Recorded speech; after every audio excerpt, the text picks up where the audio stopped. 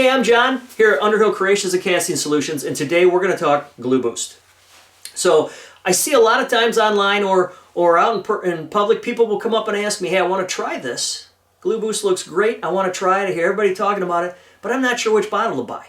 So what I'm going to share with you in this short video is the different products GluBoost has out there for us, the consistencies, the straight CAs, the fill and finishes, and I'm going to share with you why I use them and when I would use them. And then in the next video, I'm going to show you how I use them. So let's get started. So here's what we've got in our lineup. We've got blue, orange, and teal. These are the fill and finish. These are flexible. These are meant to be a finish. These are going to hold up. They're very durable. They're going to flex, so they're not going to get hard and crack and chip like some of our other brands do. The green and the red are an adhesive CA. So these are great as adhesives as well, but they're not flexible, so they're not meant to be a finish like this line is. And then our glue dry. Our glue dry is an aerosol can, and this is what you're going to mist over your layers as you build them up, and it's going to basically cure them and allow the next layer of glue to bond properly to the previous. So let's go in a little more depth and discuss these individually. So the first thing I do, anytime I use GluBoost, I'm going to use these Delrin bushings. The Delrin bushings will help your blank not stick to the bushing. If you're using metal bushings and you put a CA finish on it, eventually you're going to glue your pen blank to your bushings. So if you use the Delrins, you may get a bit of a glue buildup, but these will pop right off. Secondly, I always cover the bed of my lathe with a towel. That way glue doesn't drip down and build up on the lathe bed, and then when I slide my tailstock in and out, it doesn't move easily because I'm hitting build-up glue. So I want to protect my tools. Now where blue is nice, the medium fill and finish, where this works really well is if you're turning down a wood blank or a hybrid or somewhere that may have low spots. Like in this cherry pit blank, I've got some seeds that have popped out. The blue would work very well to be able to fill this stuff. And what I would do, you don't want to just put it all on at one time. You want to build it gradually. I would start by just applying a small amount and letting it roll in. And then as it self-levels, give it a mist. And what I'm misting is the glue dry. I don't want to put a huge amount on there. I don't need to cover it with a big glob. I don't need to empty half the can on the blank. I just want to put enough on there for it to set. And you can look at the light and you'll see as it cures, it starts to wrinkle a little bit, and that lets you know that your surface is cure. Other areas would be if there's any cracks or chips, right? Same thing. You're just going to come in here with a little bit and just drizzle it on there and let it fill itself in. And you can watch as it fills in, self-levels, and then you put a mist on it. Now, another thing that would come in handy is if I have to build all these up and I get them to where I don't want to just jump into my finish. So then I'm going to sand this blank smooth and then start with my finish. And we'll cover that in the next video. But medium works very well if you have an uneven surface or a tear out or a chip or a crack and you just want to smooth all of it out. The fill and finish blue label is the medium, and it works just fantastic for that.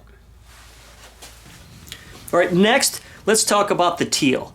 This is the ultra thin, and the reason I chose this next is because this is really always my base coat. This is something I put down first. Once I start my finish, once I've got any of the low spots filled with the medium or the cracks filled, any of the divots, anything that I need to self-level, I'm going to get that done. I'm going to sand it all smooth, and then I'm going to go to this ultra thin. This is always my foundation, and the reason that works is because it soaks in. So if it's a wood pen blank, it will soak in, it will stabilize the surface, it will give you something to build on.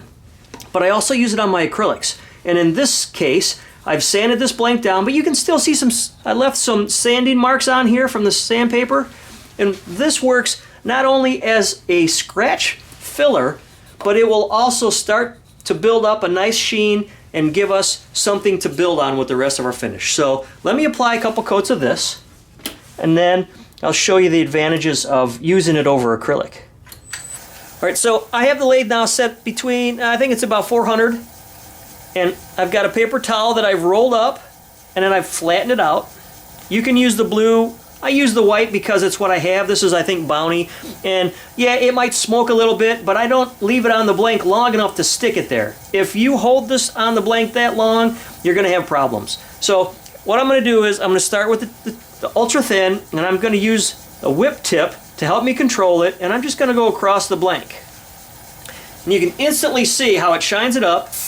Give it a little spurts of the glue dry. You don't need to empty the can on it. I've seen guys on YouTube videos spray way too much, and you can keep it less, it'll last a lot longer, and it does just great. And so you build this up. I usually start my foundation work 2 or 3 coats.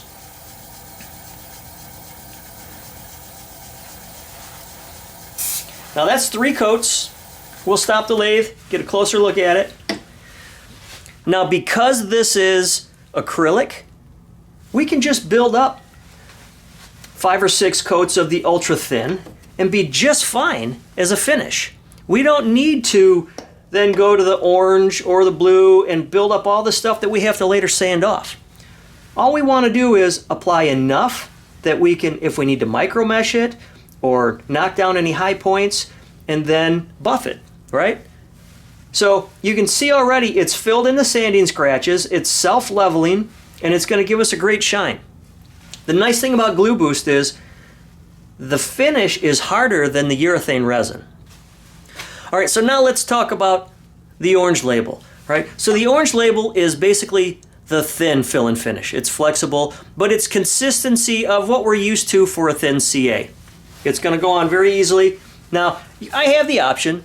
If I only wanted to build fill-in scratches with the ultra thin, I can do that, and then I can switch to maybe two layers of the fill and finish thin.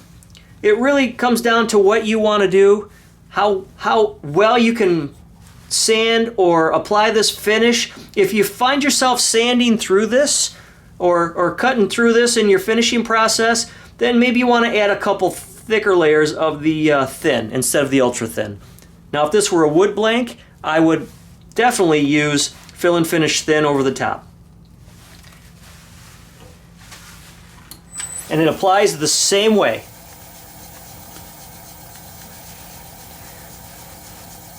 Put a couple drops on a paper towel and work across it. Light glue dry.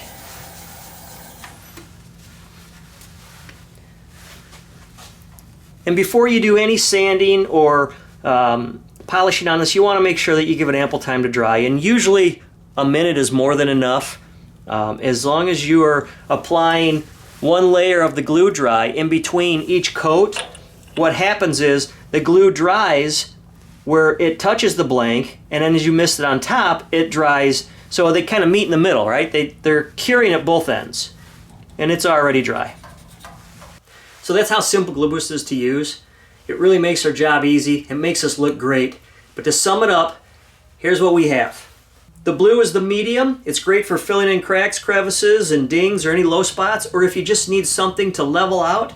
The orange is the thin consistency, and that allows us to put a nice shine over wood and acrylic to build a hard, durable surface. The teal is great for sealing pores, for wicking in, for a standalone finish on acrylics, and for stabilizing as we're turning. And then the CA side of that is the red, which is the ultra thin, and the green, which is the thin. And those again are just adhesives. They're not meant to be a finish, but the fill-in finishes can be used as adhesives as well. One last tip I want to give you, something that I do, and I spoke to Rick at GluBoost about this. He suggested this. When you receive your GluBoost, if you order 2 of them and you're say you want one as a backup and you're not going to use it right away, you can put that in the refrigerator as long as it's unopened.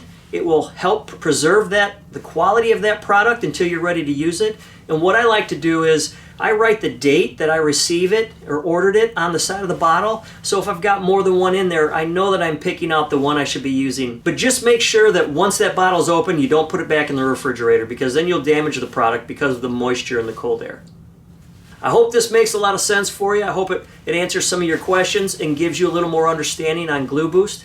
Again, you're really not going to know it until you use it and you play around with it. But the nice thing about this product is you can turn a blank, apply a finish, and if you're not happy with it, sand it off and apply another one, right?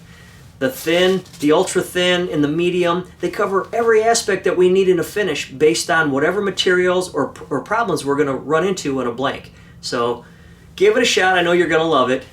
I hope you liked the video. Please reach out with any questions or comments. Subscribe for more to come, and thanks for joining me. I'm John. Have a great day.